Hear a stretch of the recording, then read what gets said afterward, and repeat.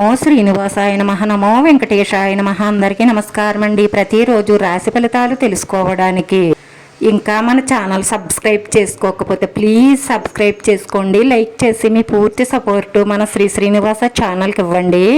ఈ రోజు రాశి ఫలితాల్లో గోచార్య రీత్యా వృషభ రాశి వారు ఎటువంటి శుభాశుభ ఫలితాలను పొందుతారో తెలుసుకోవడానికి ఈ మన వీడియోని మిస్ అవ్వకుండా చివరి వరకు చూడండి.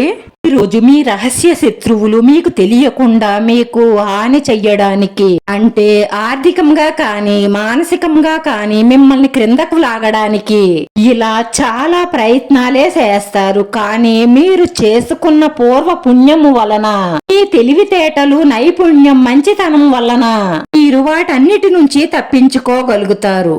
మీకు ఎటువంటి హాని కూడా జరగదు.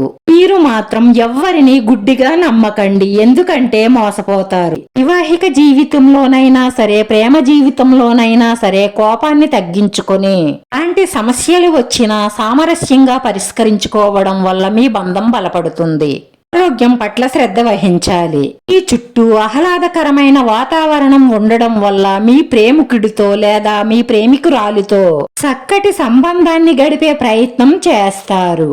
ధ్యానం చెయ్యండి, మానసిక ప్రశాంతతను పొందుతారు. బాగా వ్యాయామం చెయ్యండి, ఆరోగ్యం మెరుగుపడుతుంది. ఇలా మీ మనసుని ప్రశాంతంగా ఉంచుకునే ప్రయత్నం చెయ్యండి. మీ జీవిత భాగస్వామి మీకు సంతోషాన్ని, ఆనందాన్ని కలిగిస్తారు.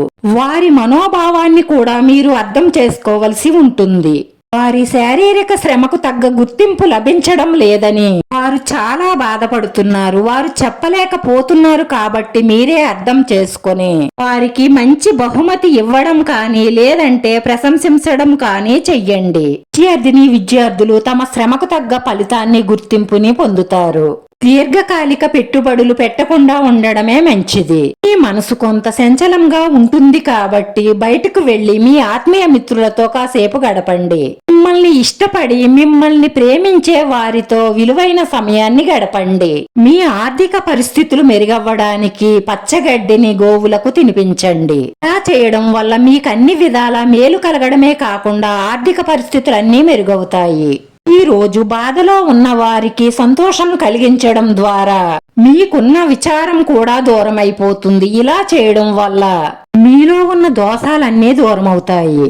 అదృష్టం కలిసి వస్తుంది. రాత్రిపూట ప్రయాణం చేయవలసి వస్తే చాలా జాగ్రత్తగా ఉండండి. దీర్ఘకాలిక వ్యాధుల నుంచి కొంత ఉపశమనం కలిగే అవకాశాలుంటాయి. రాశివారి పరిహారం వచ్చేసి రుద్రాక్షను మెడలో ధరించడం ద్వారా మనసులో ఉన్న మంచి సంకల్పాలన్నీ నెరవేరడంతో పాటు మానసిక ప్రశాంతత లభిస్తుంది. ఈ రాశివారి అదృష్ట సంఖ్య 7. ఈ రాశివారికి కలిసొచ్చే రంగు ఆకుపచ్చ రంగు. వీడియో నచ్చితే లైక్ చేయండి. మీ లైక్ మాకు ఎంతో విలువైంది. మీరు లైక్ చేయడం వల్ల ఈ వీడియో కొంతమందికి చేరుతుంది. మన శ్రీనివాస ఛానల్ ఆదరించండి. అందరికీ ధన్యవాదాలండి. నమో వెంకటేశాయ నమః.